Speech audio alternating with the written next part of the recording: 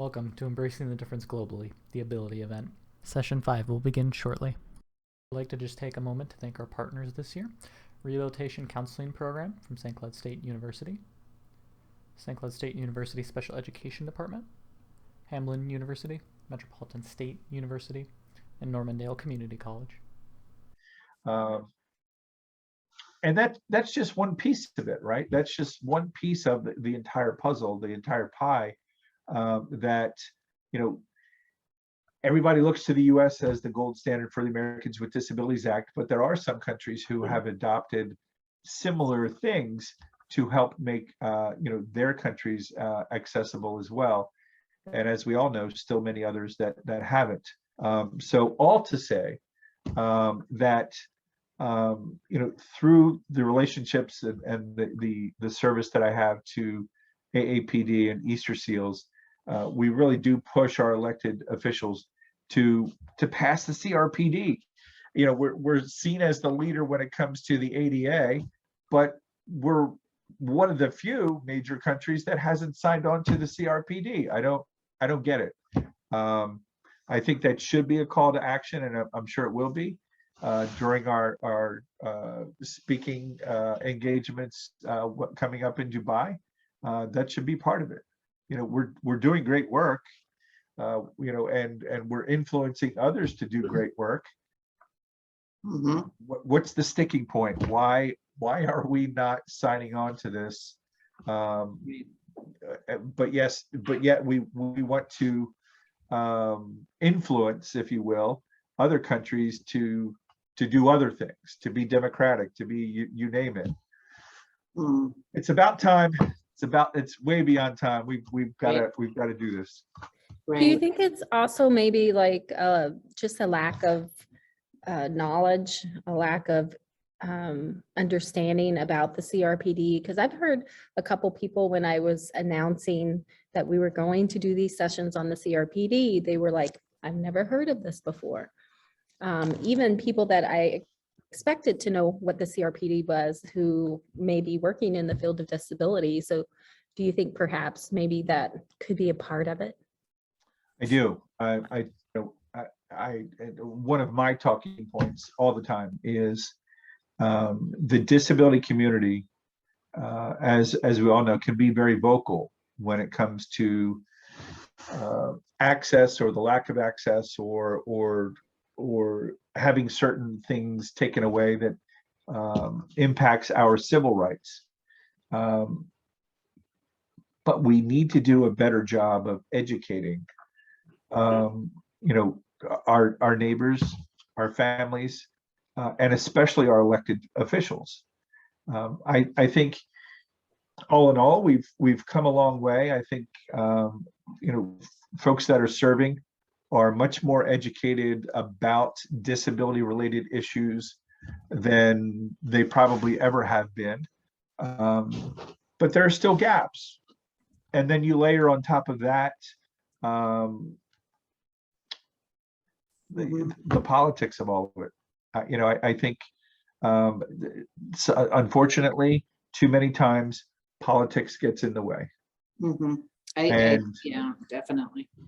And we have to,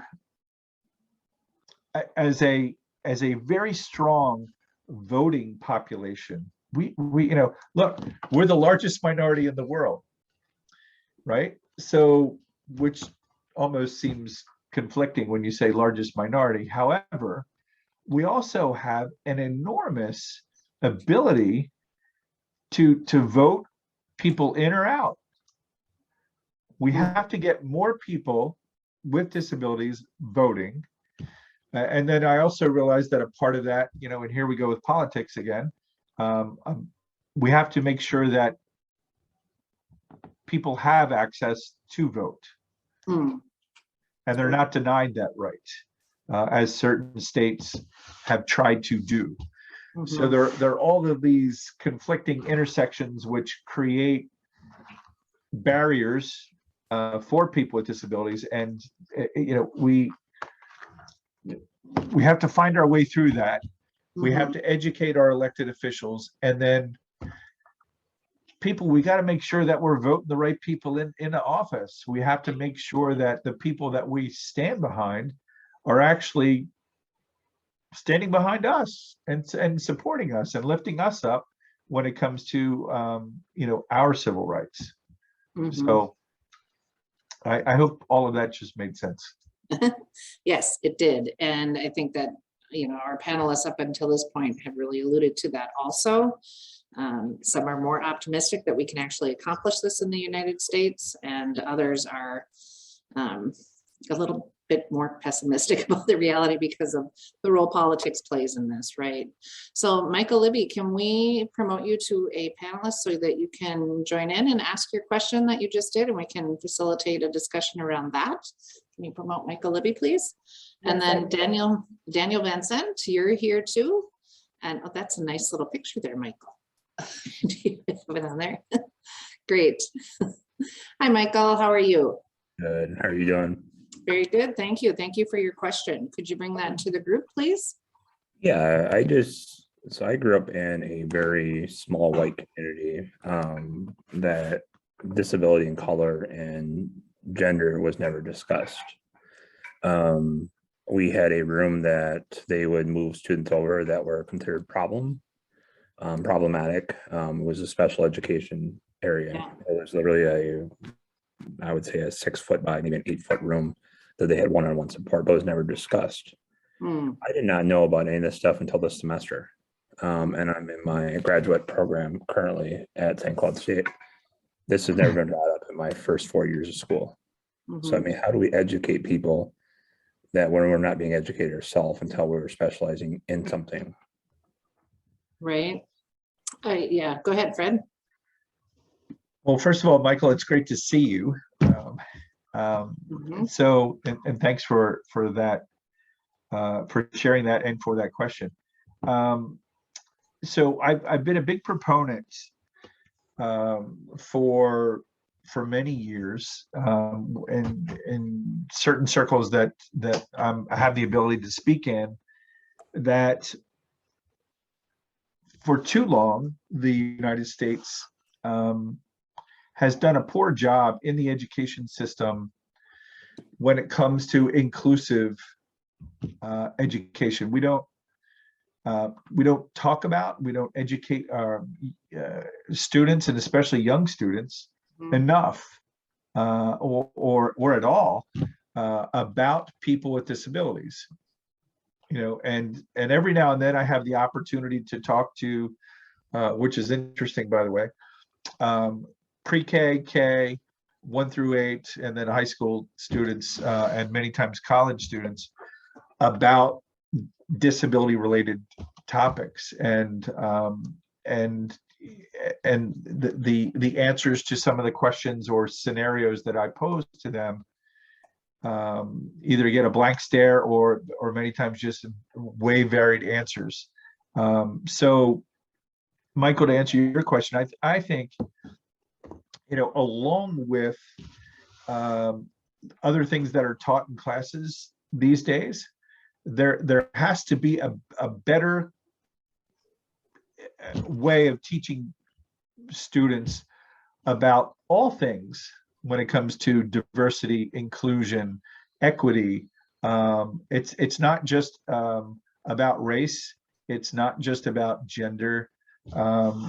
We all have differences, and we have to talk about that. And we have to be able to talk about it openly. And I think once we can get to that point where it just becomes the norm versus the exception, and not just a college course that some people take, and I've taken them. Let's make it part of the system. Make it the norm, and as we do that, people like me and others, are normalized. We're not the others. We're not the exception. And then I think when we can get there, we're going to start to break down some of the attitudinal barriers that still exist 31 years, post the Americans with Disabilities Act. We did a great job with and a fair job. We got work to do there too with the physical barriers with the ADA and some of the discrimination. But I think the biggest thing that people with disabilities face these days, for the most part, fall into the attitudinal barriers category. Right.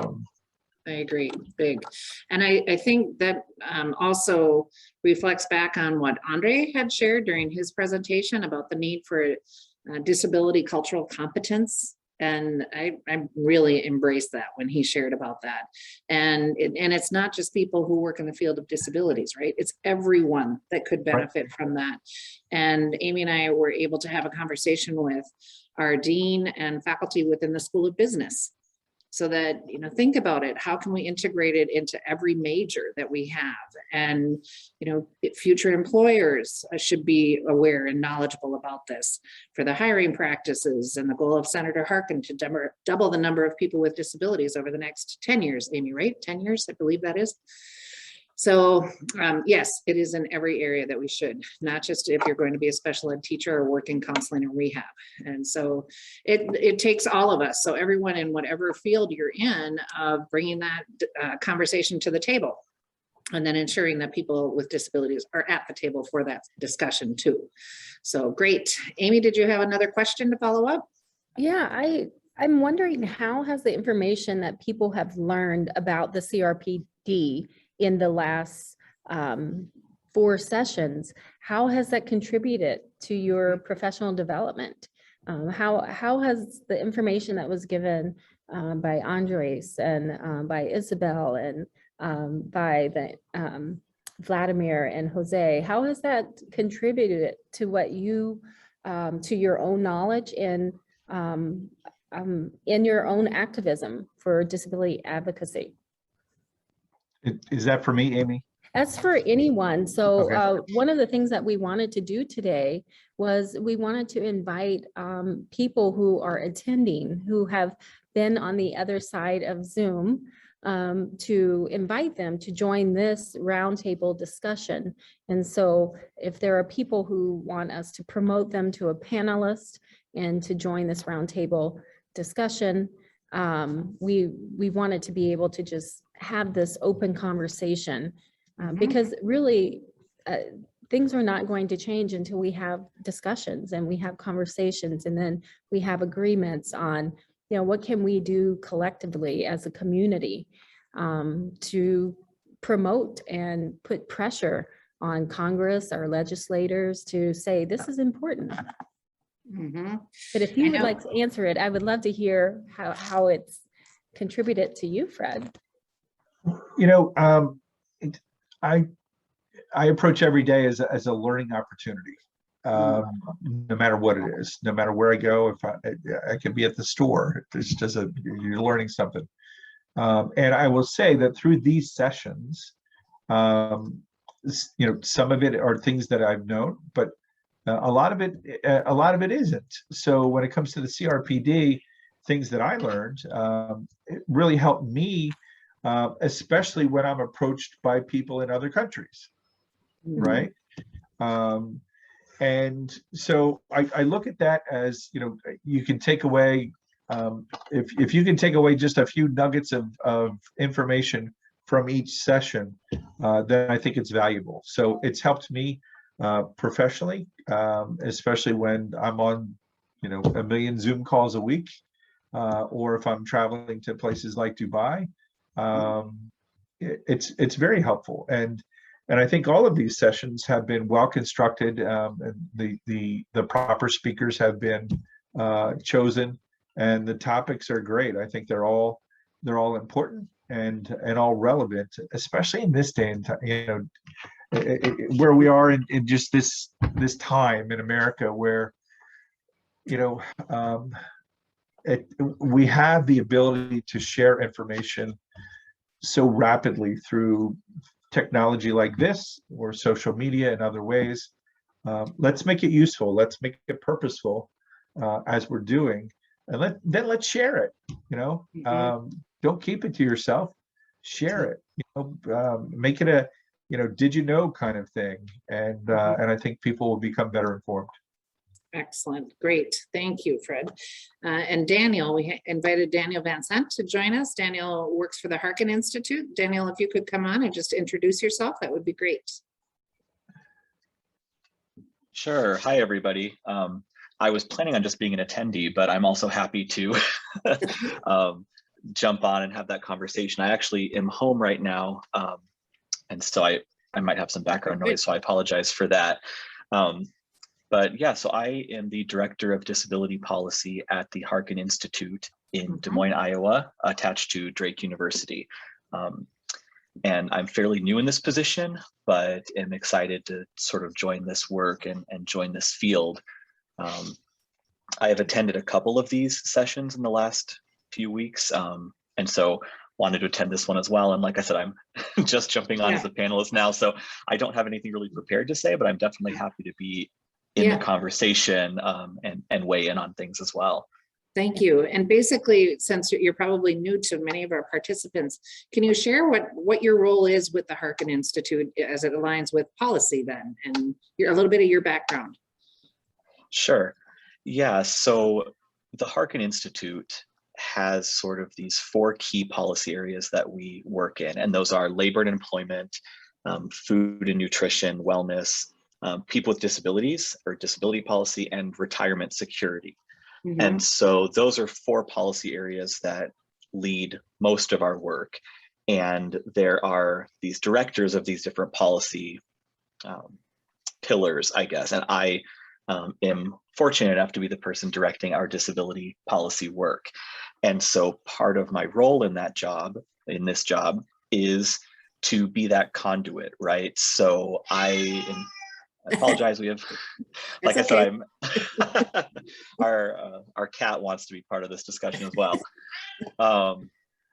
So sorry, I lost my train of thought. Part of that is me being that sort of conduit for this work, right? The legacy of Senator Harkin as the lead sponsor of the ADA and in work on the CRPD, right, has a large connection and network and movement in the disability field.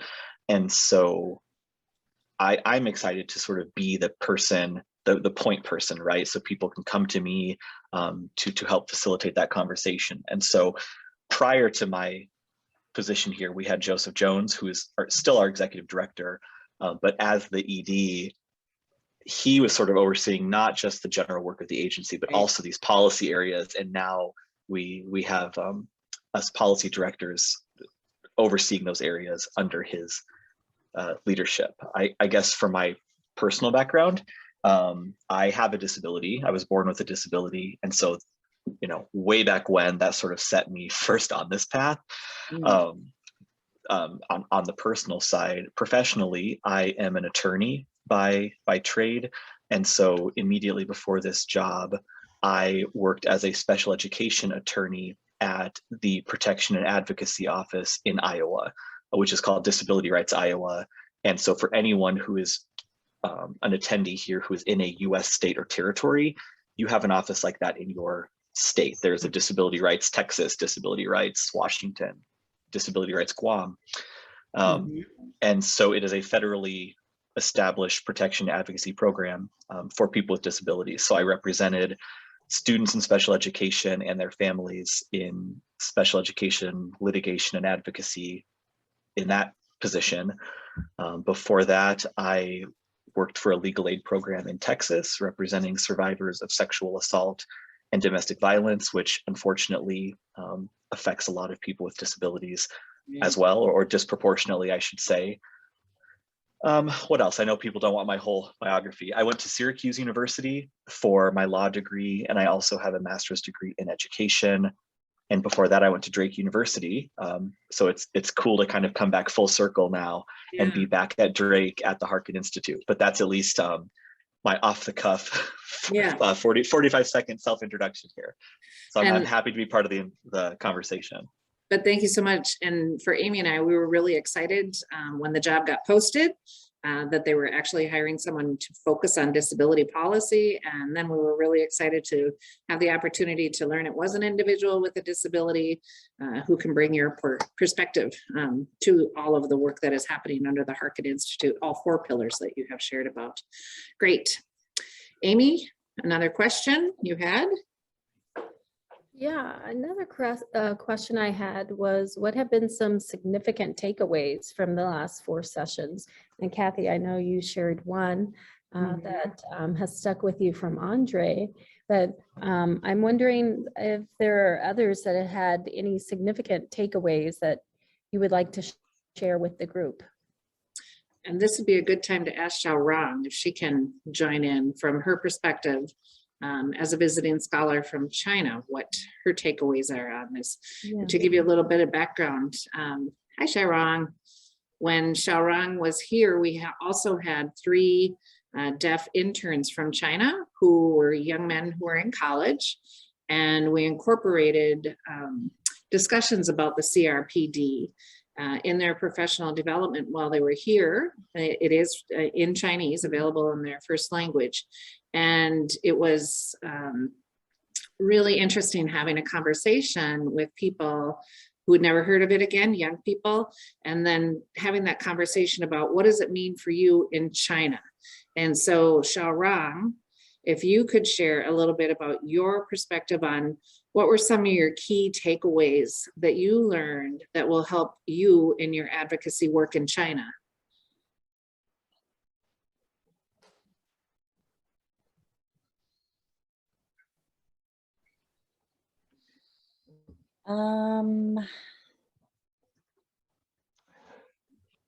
So before I was in America, I wasn't aware at all of the CRPD.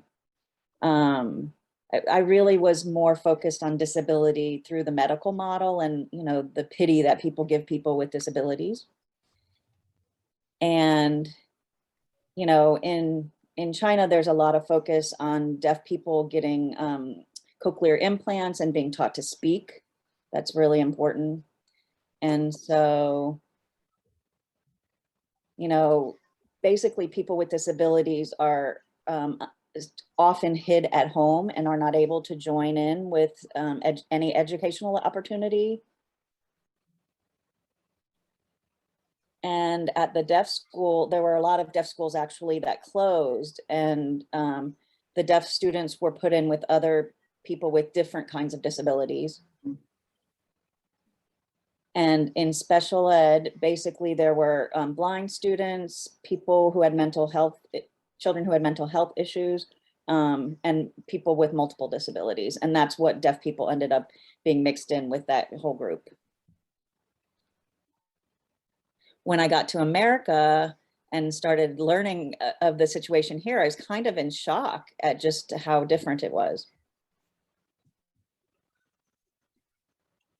When I learned about the CRPD and when I read it, I thought, wow, that's something really different. And there has to be an issue. There has to be a focus on language and on access to interpreting for deaf people. And so in China, there's not a lot of opportunity for people to have interpreters. And professors often don't know sign language well, and they'll basically have the hard of hearing students interpret for them. There's not actually professional interpreters. So it's a very different situation. And as I realized,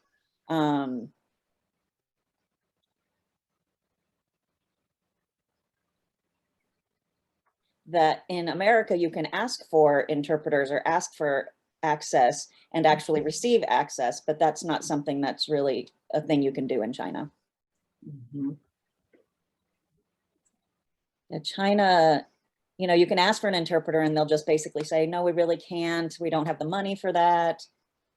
And it's a very different viewpoint. After being here at the university, you know, sometimes people will say, you know, well, we can have you just read the captioning, and, you know, it's just one of those things that people will say that they can't provide interpreters. And 2 weeks ago or so, I forget the man who spoke. But what hit me really the most was I realized through the CRPD, basically that people wanted to fight for a law or a policy that they could have access. And with deaf people, they want to have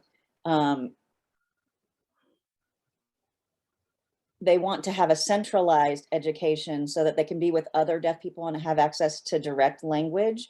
And it's unfortunate because basically what's happened is that deaf people have been put everywhere else and not together, so that they really don't have language access to anything. So that it really made me think a lot about that.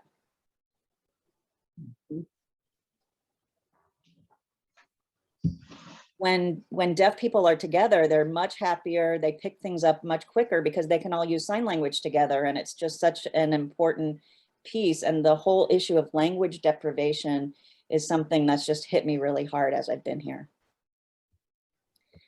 And I'm not even sure how, I can approach that and make a change in that area, but that's just something I've been thinking a lot about. Yes, and China has signed and ratified the CRPD.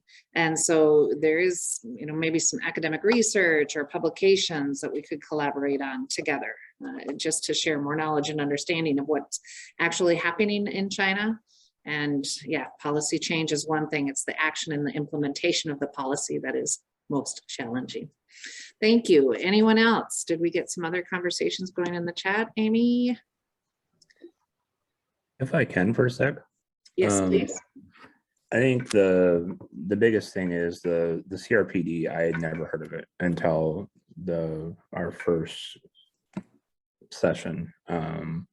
And I can't break down, what I took away from this one, what I took away from this one. But I think the biggest thing that I've taken away from it is, as in the United States, we have a long way to go. We do not value individuals as individuals. We devalue once they have a disability, that being deaf, blind, or a substance use disorder. We see it in our daily conversations. We see it in the language. We see it in our mass incarcerations. And anybody knows me personally knows that's something I advocate against.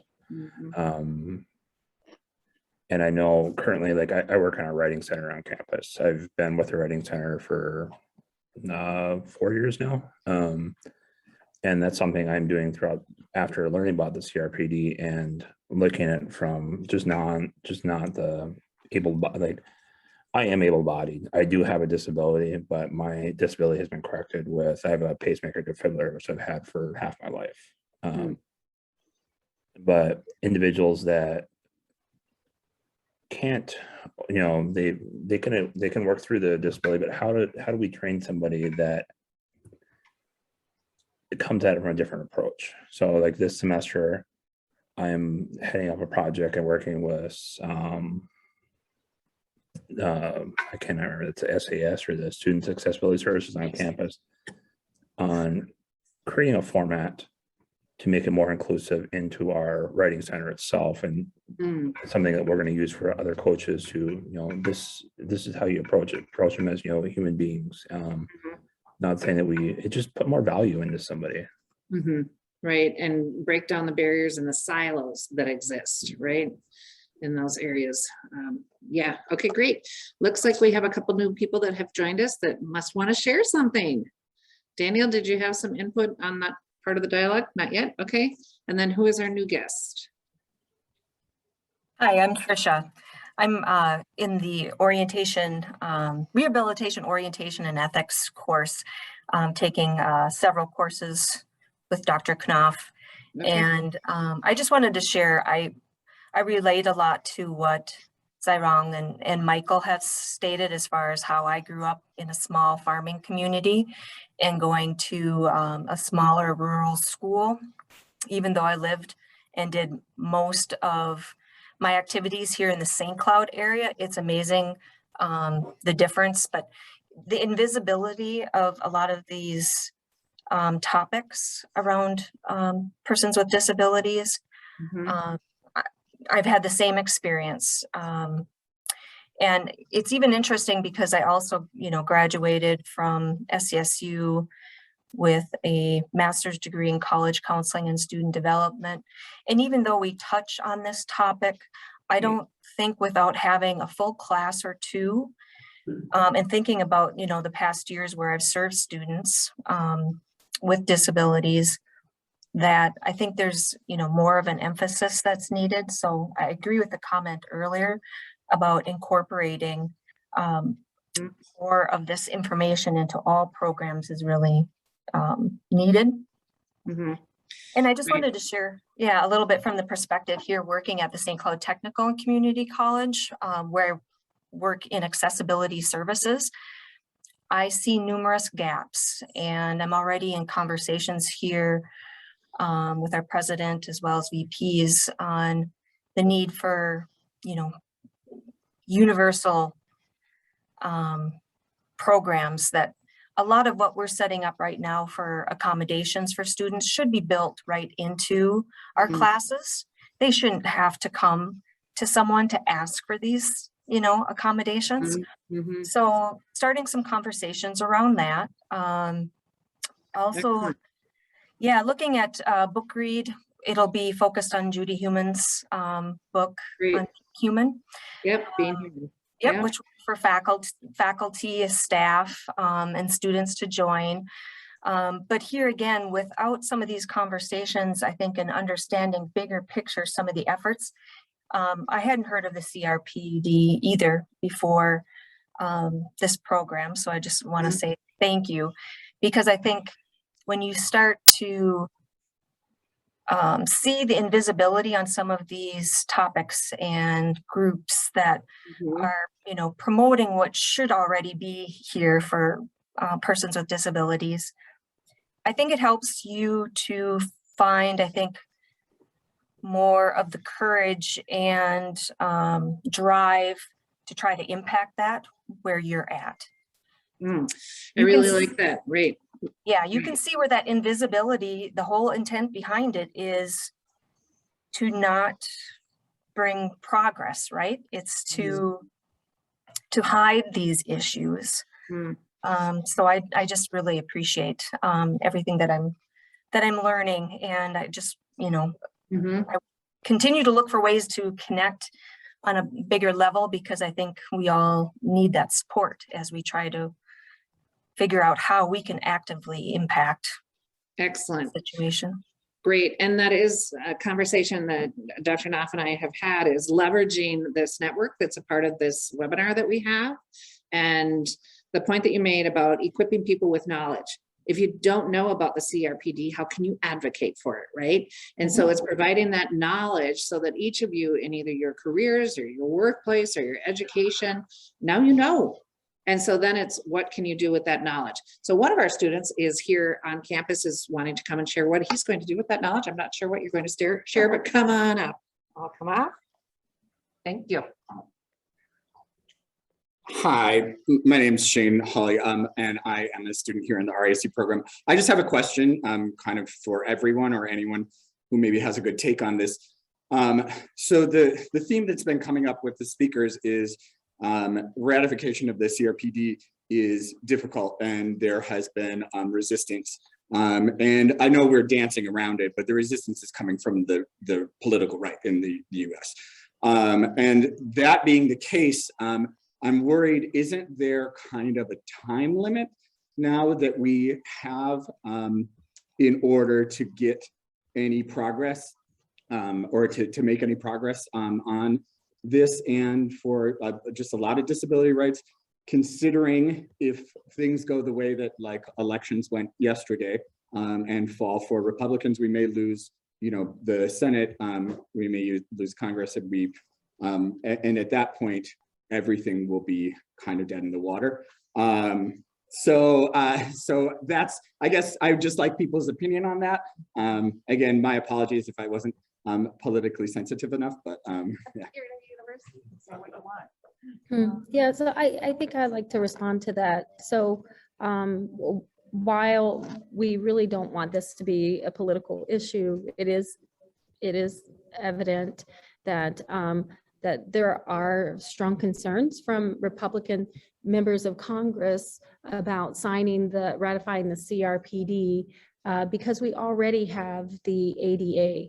I think, again, I'll go back to, I think it's part of education in that individuals not understanding that the ADA, although it's been a great piece of civil rights legislation, it has not provided, it's not as comprehensive to really, it doesn't have the enforcement piece, I guess is what I'm looking for. And so the burden of someone not following through on providing accommodations or making their businesses accessible falls on the person with a disability. So the CRPD is more of a human rights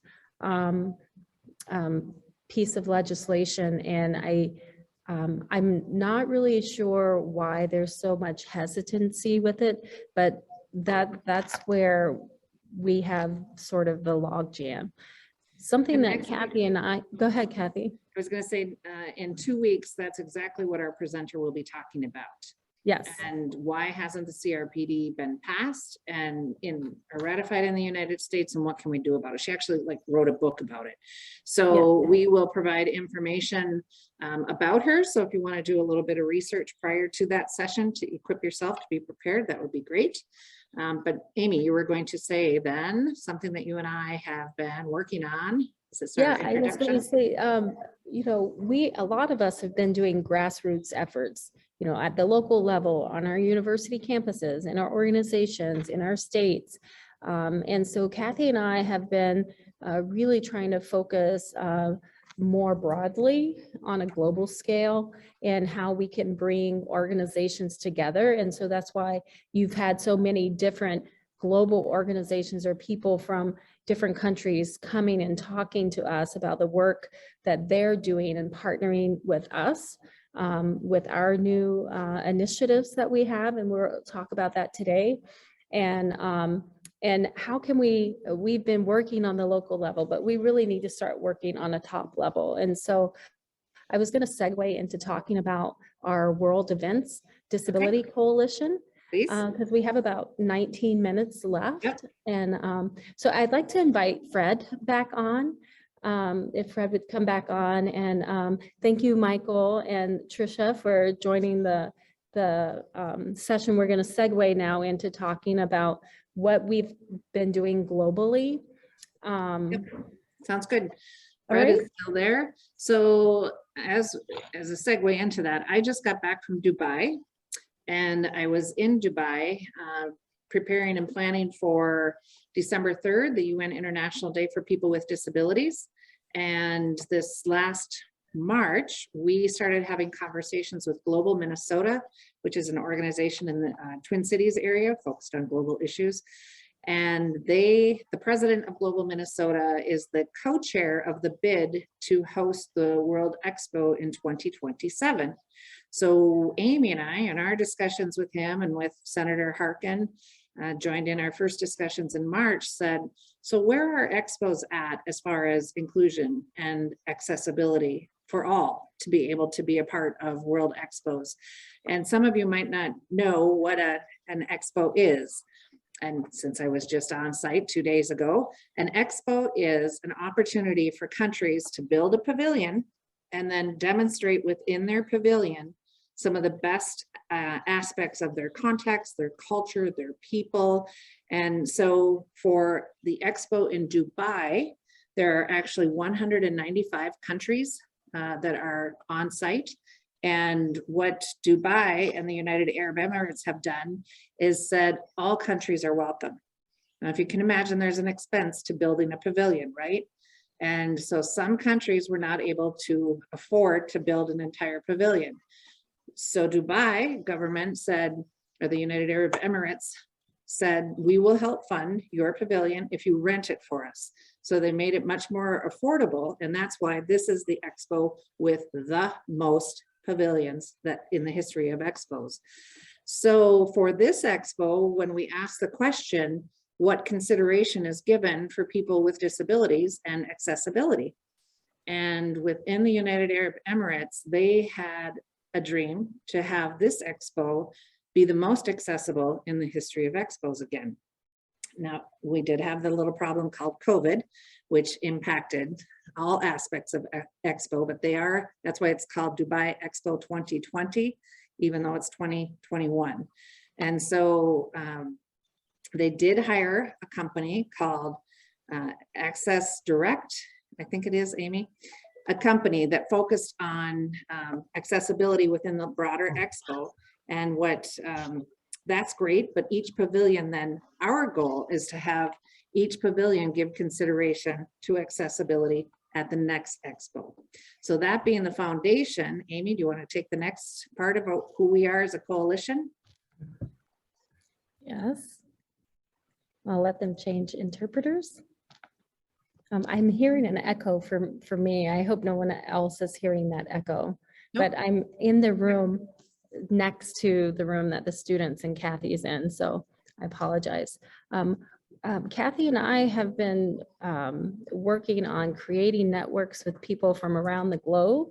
And so we started this coalition with reaching out to our networks and people like Andres that was on, Vladimir and Jose, and Fred, who's on here now, and started pulling people together, saying, what can we do together? Because together is how we're going to make change. No one person, no one entity is really going to make change on a systemic level. We really have to think about, how do we do this? How do we make this change? And so we pulled this coalition together to look at world events that are happening. If we can start looking at how is our messaging at a global level, how is that message being given to world leaders, to people who are making decisions, then, hopefully that message can start to trickle down.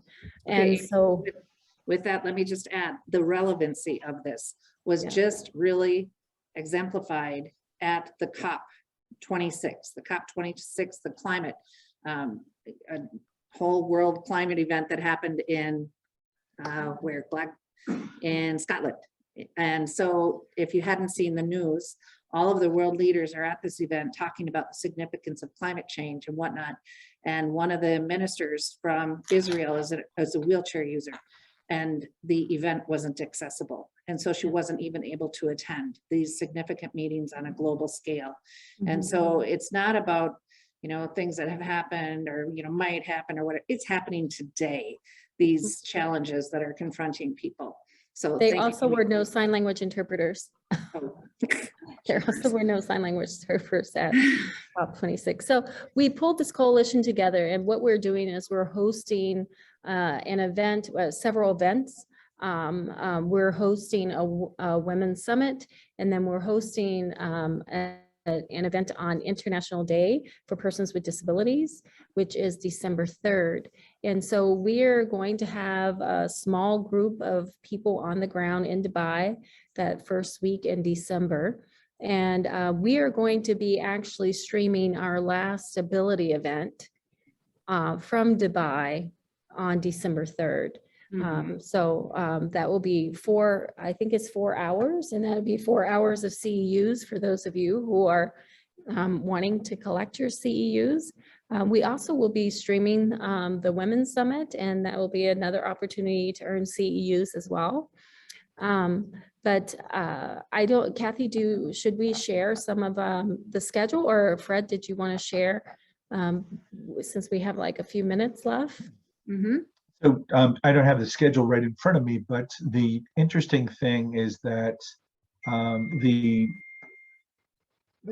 my peers and colleagues, some of the people that are on this panel right now, will be speaking about different topics from personal experience, having different types of disabilities, or because of their advocacy work. So it's not one or two disabilities in particular. It's really a broad spectrum, so I applaud the coalition on having a very diverse group of folks from all different backgrounds, et cetera, to come and speak and just share their knowledge, their experience. And as you said, Amy, and Kathy, not about what's happened. It's about how we can make change going forward. Mhm. And we can do this through the collective network that we have, as well as the strength of the coalition.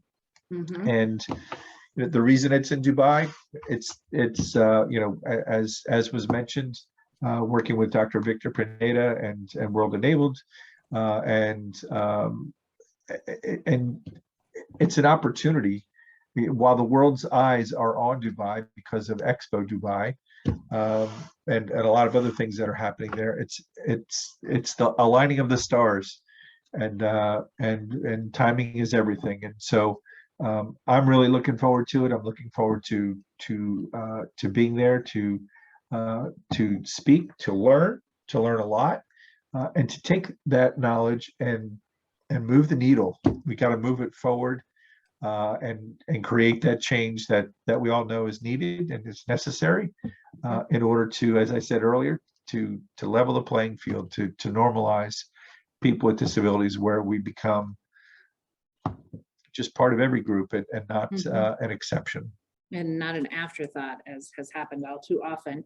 And so we're very honored to have Sorensen Communications be a sponsor, and they are sponsoring 6 certified sign language interpreters to join us in Dubai. So we will have full accessibility for our programming also.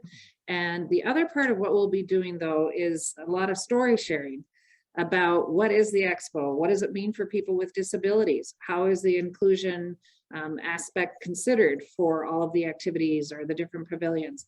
And then the other part that I really learned was the power of expos for diplomacy and cross-cultural knowledge and sharing.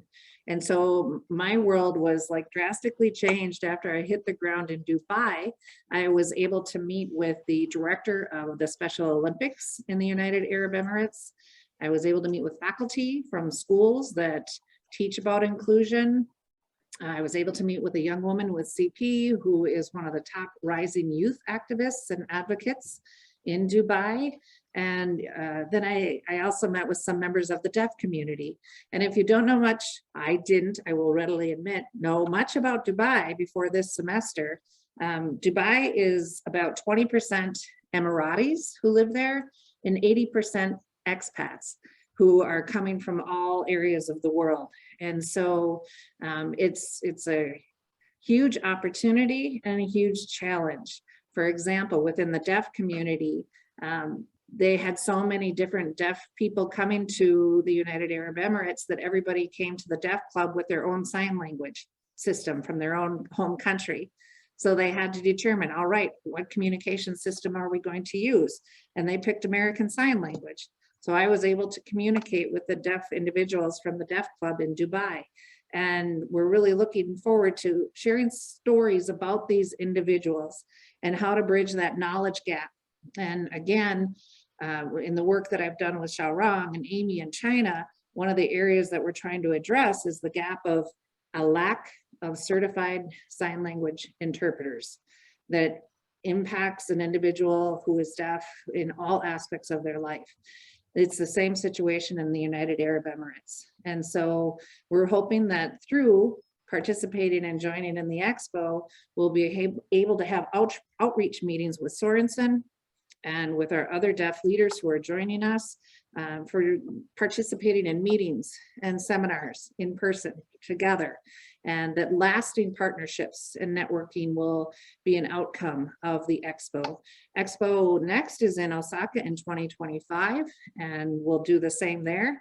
We have some partnerships in Japan that we hope to build upon and maximize. And then we hope that everybody will come to Expo in Minnesota in 2027. And we will for sure, hopefully by that time, have the impact of our coalition. We have a declaration for pavilions to sign and different country representatives to sign that says that they will agree to including accessibility in their pavilion planning from the very first day of planning. And one of the conversations we had with the woman who's responsible for building of all of the pavilions shared that in the very beginning, there was a code and every pavilion had to ensure green, that their building was green without having a lot of pollution or materials that they used in their planning that would have a negative impact on the environment. And we had a discussion about if they can do that and have a checklist for being green, why can't they have a checklist for accessibility? And so that's part of the lasting legacy that this coalition is doing. And through that process, then creating a blue book or blueprint for a summit like the COP26 event that with global leaders that just happened. Had that accessibility checklist been incorporated into the planning for the event in Glasgow, then the woman who was in the wheelchair from Israel would have been able to get into the significant meeting that was happening with all of the world leaders. And so it's a lasting legacy that we hope will be an outcome of the work that we're doing. We invite everyone who is on here to be a part of this, that it takes more than a small group of people, it takes all of us. And so we hope you'll join our activities that we have online. We will be sending out the YouTube channel soon. I'm looking at Nick, who's in the room, because he's the one helping us with that. And if you know, it would be a great opportunity for those of you that are joining to do watch parties, bring people together and talk about the conversations that will be held at Dubai in the US Pavilion, and conversations that will be holding after that. We'll have more events.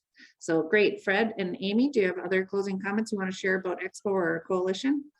We welcome the people to join the Coalition. We'll also have a way to register for that too.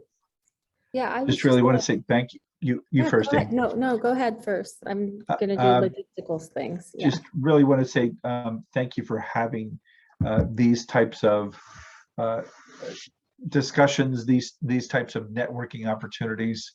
You know, we spoke earlier about with Michael about how we can do better, and this is one way.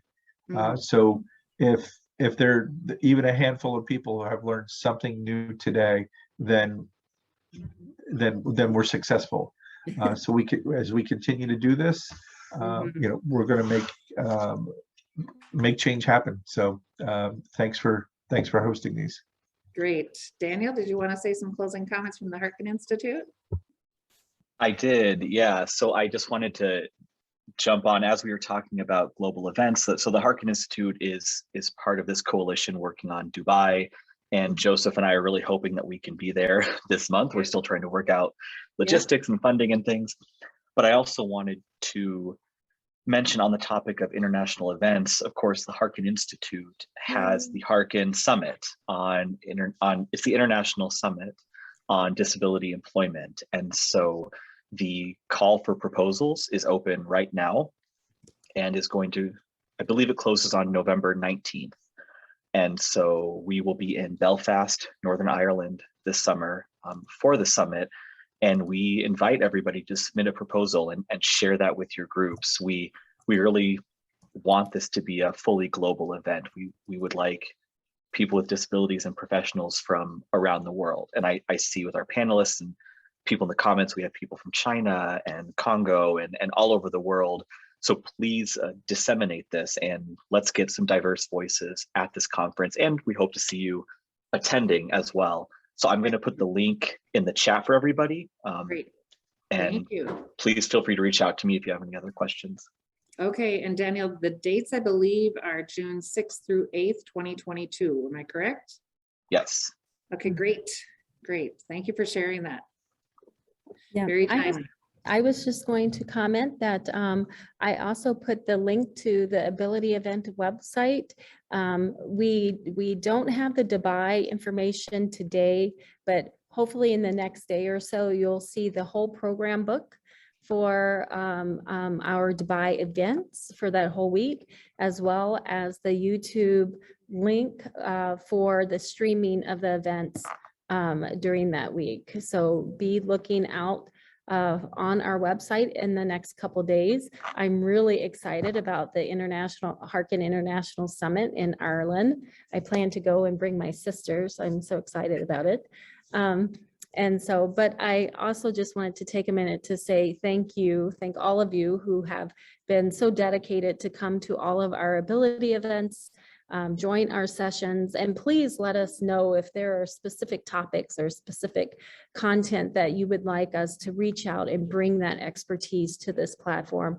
And thank you, Daniel and Fred, and those of you who joined as panelists today. Yep. I really, really appreciate it.